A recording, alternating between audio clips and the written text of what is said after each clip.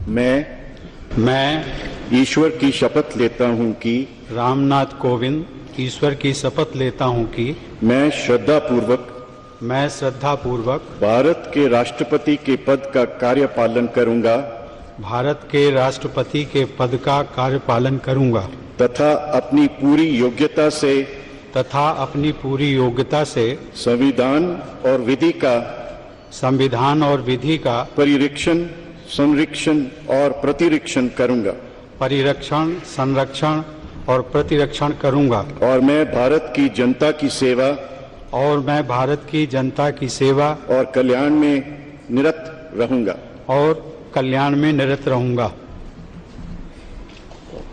Hello friends, welcome in BW campus. आपका हार्दिक स्वागत और अभिनंदन है।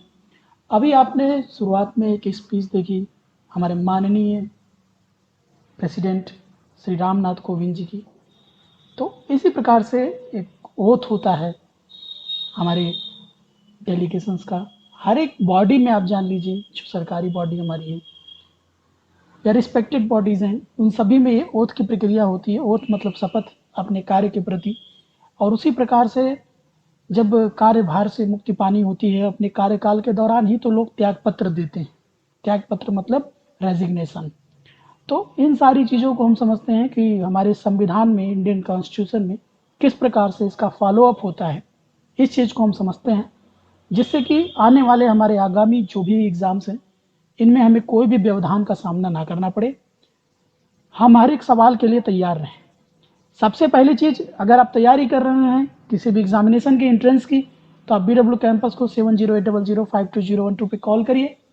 CHS आपका सपना हो या आपका सपना कोई भी एंट्रेंस निकालना हो तो आप कॉल करिए, आपकी समस्या का समाधान जरूर होगा।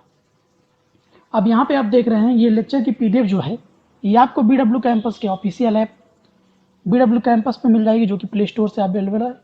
वहाँ पर जाकर आप स्टडी मटेरियल, जो फ्री स्टडी मटेरियल सेशन है, वहाँ से ले सकते हैं।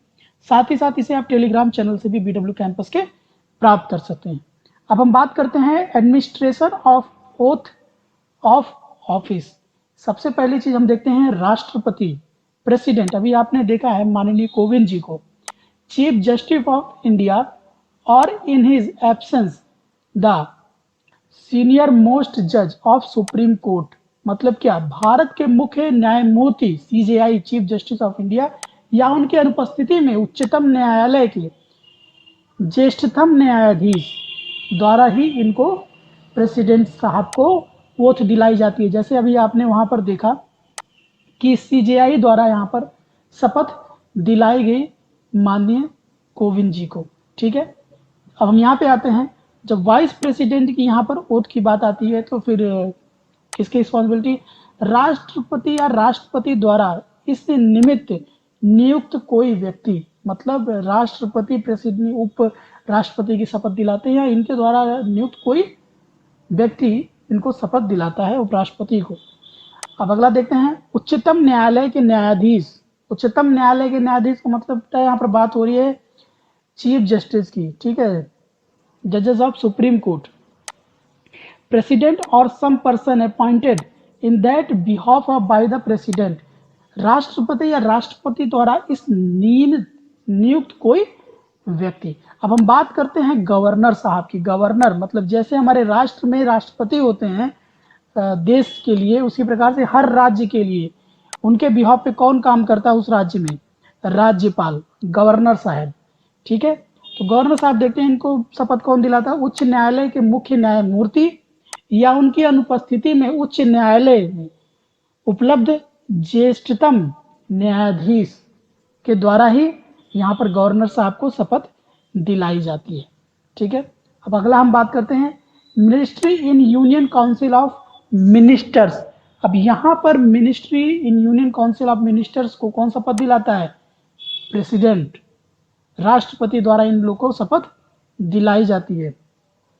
आप देखते हैं नियंत्रक महालेखा परीक्षक, कंट्रोलर एंड ऑडिटर जनरल। राष्ट्रपति या राष्ट्रपति द्वारा नियुक्त कोई व्यक्ति द्वारा इनको शपथ दिलाई जाती है। मेंबर ऑफ पार्लियामेंट, संसद सदस्य।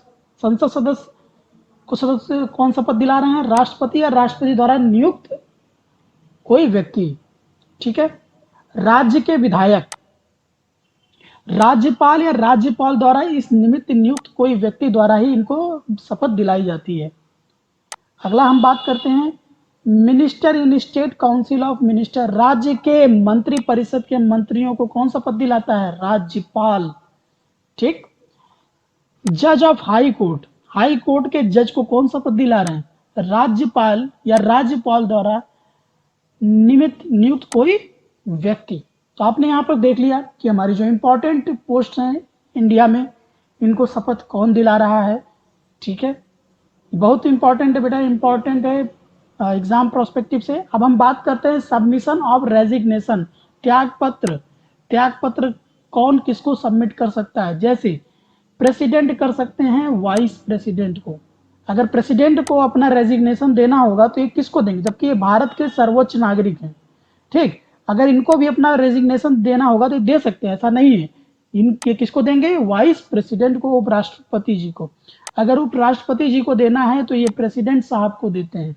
ठीक, प्राइम मिनिस्टर को अगर रेजिग्नेशन देना होगा तो ये प्रेसिडेंट को देते हैं। अभी आप एक हाइपोथेटिकल बात कहेंगे कि सर अगर राष्ट्रपति और उपराष्ट्रपति को एक साथ अगर देना पड़ गया त्यागपत्र तब क्या होगा इस केस में?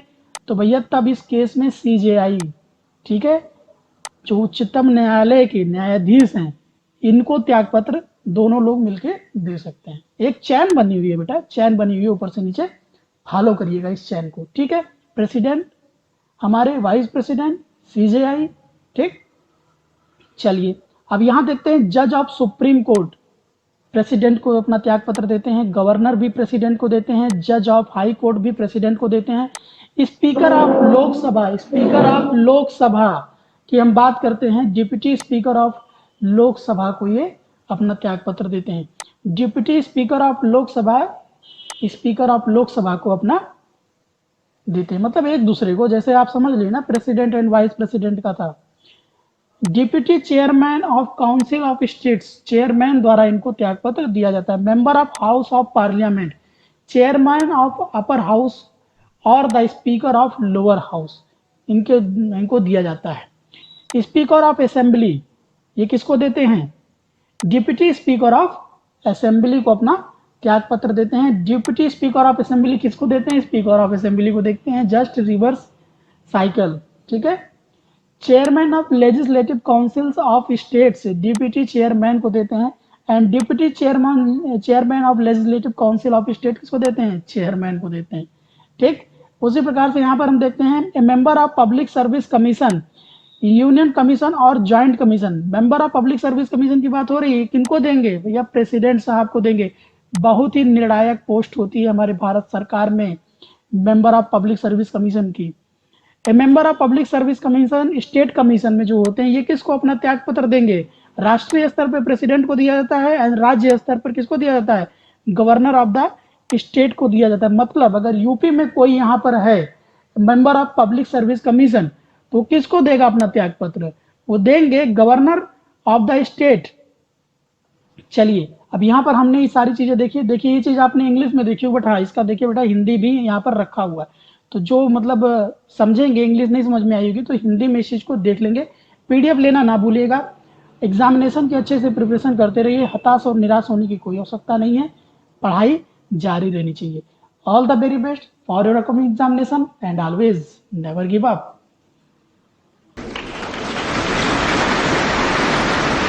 Congratulations, Mr. President. And I request you to take your seat. You take your seat. Congratulations. Thank you, sir.